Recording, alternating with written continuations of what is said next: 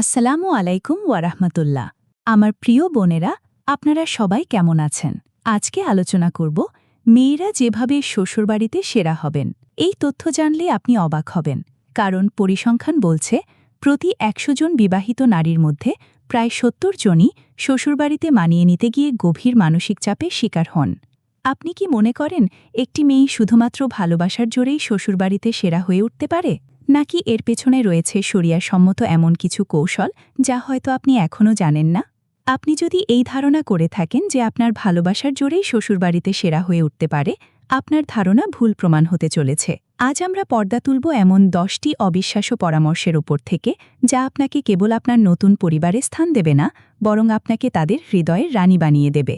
Skip করবেন না, কারণ এই 10টি পয়েন্ট আপনার দাম্পত্য জীবনকে চিরতরে বদলে দিতে পারে।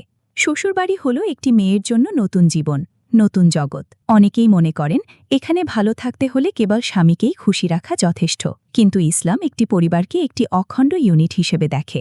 এই ভিডিওতে আমরা দেখব কিভাবে পবিত্র কোরআন ও সুন্নাহর আলোকে একজন মেয়ে শ্বশুরবাড়ির প্রতিটি সদস্যের মন জয় করে আল্লাহ সন্তুষ্টি অর্জন করতে পারে। এই টিপসগুলো শুধুমাত্র আপনার ব্যক্তিগত জীবনে শান্তি আনবে না, এটি আপনার সওয়াব অর্জনের একটি অনন্য মাধ্যমও বটে। আমার মনে হয় আমরা প্রায়শই ভুলে যাই যে আমাদের নবী সাল্লাল্লাহু আলাইহি ওয়াসাল্লাম পারিবারিক বন্ধন রক্ষার উপর কতটা জোর দিয়েছেন। একজন স্ত্রী যখন তার স্বামীর পরিবারের প্রতি শ্রদ্ধাশীল হন, তখন সেই ভালোবাসা কেবল ভালোবাসাই থাকে না, তা ইবাদতে পরিণত হয়। বিশ্বাস করুন, আপনি যখন নিজেকে একজন সেবিকা নয়, বরং একজন দায়িত্বশীল সদস্য হিসেবে প্রতিষ্ঠা করবেন, তখন আপনার প্রতি তাদের দৃষ্টিভঙ্গি আমূল পরিবর্তন হবে। শ্বশুরবাড়ি যে সেরা হওয়ার ভিত্তি হল ইসলামের পারিবারিক মূল্যবোধকে সঠিকভাবে ধারণ করা। আল্লাহকে খুশি রেখে অন্যদের মন জয় করার কৌশলই হল এই সাফল্যের মূলমন্ত্র।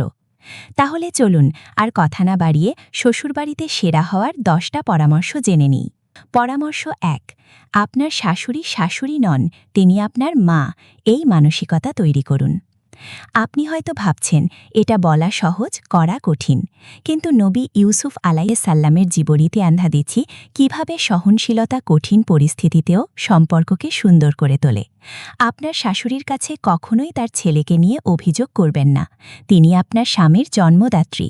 তার প্রতি আপনার বিনয় ও শ্রদ্ধাই আপনাকে তার কাছে সেরা করে তুলবে। তিনি আপনার প্রতিদ্বন্দ্বী নন, আপনার অভিজ্ঞতার ভাণ্ডার। এই তথ্য জানলে আপনি অবাক হবেন, কারণ আমাদের সমাজে অধিকাংশ দ্বন্দ্ব শুরু হয় স্বামীর প্রতি অধিকার প্রতিষ্ঠা করতে গিয়ে, কিন্তু আসল কৌশলটা হল স্বামীকে নয়, শাশুড়িকে জয় করা। পরামর্শ 2, স্বামীর পরিবারকে আপন করে নিন, কেবল স্বামীকে নয়। অনেক মেয়ে কেবল স্বামীর প্রতি মনোযোগী হন, যা ইসলামে জরুরি, কিন্তু শ্বশুরবাড়িতে সেরা হতে হলে আপনাকে গোটা পরিবারকে একটি ইউনিট হিসেবে দেখতে হবে। আপনার দেবর ননদদের প্রয়োজনে সহযোগিতা করুন, তাদের ভুলগুলো ক্ষমাসুন্দর দৃষ্টিতে দেখুন। মনে রাখবেন, আল্লাহ বলেছেন, যারা নিজেদের রাগ নিয়ন্ত্রণ করে এবং মানুষকে ক্ষমা করে, আল্লাহ তাদের ভালোবাসেন। আল ইমরান আয়াত 134। আপনি যখন ক্ষমা ও উদারতা দেখাবেন, আপনি তাদের হৃদয়ে স্থায়ী আসন গাড়বেন। পরামর্শ 3, আর্থিক ও গৃহস্থালী বিষয়ে স্মার্ট সিদ্ধান্ত। শ্বশুরবাড়িতে কখনোই নিজের বাবার বাড়ির প্রাচুর্য বা জীবনযাত্রার মান নিয়ে আলোচনা করবেন না। এটি অহংকারের জন্ম দেয়। বরং আপনার নতুন বাড়ির সীমিত সম্পদের মধ্যে কিভাবে বিচক্ষণতার সাথে সব কাজ করা যায় তা দেখান। যেমন রান্নায় নতুনত্ব আনা, কম খরচে ঘরকে সুন্দর করে তোলা। এগুলো আপনার বুদ্ধিমত্তা ও দায়িত্ববোধ প্রমাণ করবে। আপনার কি মনে হয়? কমেন্টে বলুন, শাশুড়ির মন জয় করার জন্য কোন ক্ষেত্রে সহযোগিতা করা সবচেয়ে কঠিন, রান্না নাকি ঘর গোছানো? পরামর্শ 4, কথা বলার ক্ষেত্রে মাছ ও দুধ নীতি অবলম্বন করুন। মাছের যেমন কাঁটা থাকে, তেমনি কথাতেও অনেক সময় তিক্ততা থাকে।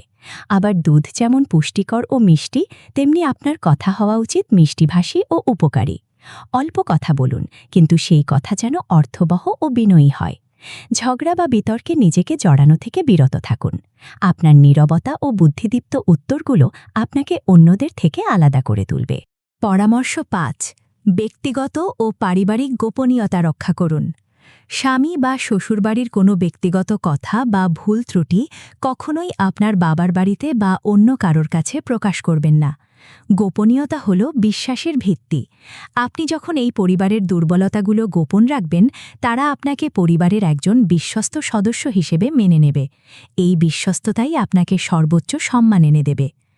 এই তথ্য জানলে আপনি অবাক হবেন, কারণ গবেষণায় দেখা গেছে সম্পর্কের মধ্যে আস্থার অভাবই ৯৫% বিবাহ বিচ্ছেদের কারণ। অথচ এই সাধারণ কৌশলটি এই সমস্যা থেকে মুক্তি দিতে পারে। পরামর্শ ৬। স্বামীকে আপনার পক্ষ নিতে বাধ্য করবেন না। শ্বশুরবাড়ির কারো সাথে ভুল বোঝাবুঝি হলে কখনো স্বামীকে তোমার পক্ষ বা আমার পক্ষ বেছে নিতে বলবেন না। এর ফলে স্বামীর ওপর মানসিক চাপ সৃষ্টি হয়। বরং স্বামীকে বলুন, আমি চাই তুমি নিরপেক্ষভাবে সবার মধ্যে শান্তি বজায় রাখো। আপনার এই উদারতা স্বামীকে শান্তি দেবে এবং তিনি আপনাকে গভীরভাবে সম্মান করবেন। পরামর্শ ৭। অসুস্থতা বা বিপদের সময় উপহার হন। শুধু স্বাভাবিক সময়েই নয়, যখন শ্বশুরবাড়ির কেউ অসুস্থ বা বিপদে থাকে তখন আপনার উপস্থিতি সবচেয়ে গুরুত্বপূর্ণ। সেবা ও যত্ন দিয়ে তাদের পাশে দাঁড়ান। এটি ভালোবাসার থেকেও গভীর এক বন্ধন তৈরি করে। মনে রাখবেন, আল্লাহ আমাদের কষ্টের সময়ে ধৈর্যশীল ও অন্যদের প্রতি সহানুভূতিশীল হতে বলেছেন। আপনার এই সেবা শুধু মানুষের মন জয় করবে না, আল্লাহর কাছেও আপনার মর্যাদা বাড়াবে। পরামর্শ ৮। ছোট ছোট সৌজন্য ভুলবেন না। যেমন রান্না শেষে শাশুড়ির প্লেটে তার পছন্দের অংশটি দেওয়া বা বাইরে থেকে আসার সময় ছোট একটি উপহার আনা। এই ছোট ছোট কাজগুলো বিশাল প্রভাব ফেলে। ইসলামের শিক্ষা হল, তোমরা একে অপরকে উপহার দাও, এতে ভালোবাসা বৃদ্ধি পায়। এই অভ্যাস আপনার সম্পর্কের রসায়ন বদলে দেবে। এই তথ্য জানলে আপনি অবাক হবেন, কারণ বেশিরভাগ মানুষ মনে করে বড় কাজগুলোই মানুষকে খুশি করে, অথচ প্রতিদিনের ছোট ছোট সৌজন্যই দীর্ঘমেয়াদী ভালোবাসা তৈরি করে। পরামর্শ ৯। নিজেকে মানসিকভাবে প্রস্তুত রাখুন। মনে রাখবেন, আপনার শ্বশুরবাড়ির পরিবেশ বা নিয়মকানুন আপনার বাবার বাড়ির মতো নাও হতে পারে। সেখানে ভিন্ন সংস্কৃতি, ভিন্ন ব্যক্তিত্ব থাকতে পারে। অপ্রত্যাশিত সমস্যা আসলে হতাশ হবেন না। মানসিকভাবে প্রস্তুত থাকুন যে কিছু জিনিস আপনার নিয়ন্ত্রণে থাকবে না। ধৈর্য এবং ইতিবাচক দৃষ্টিভঙ্গি নিয়ে পরিস্থিতি মোকাবেলা করুন। আপনার এই মানসিক দৃঢ়তা সবাইকে মুগ্ধ করবে। পরামর্শ ১০।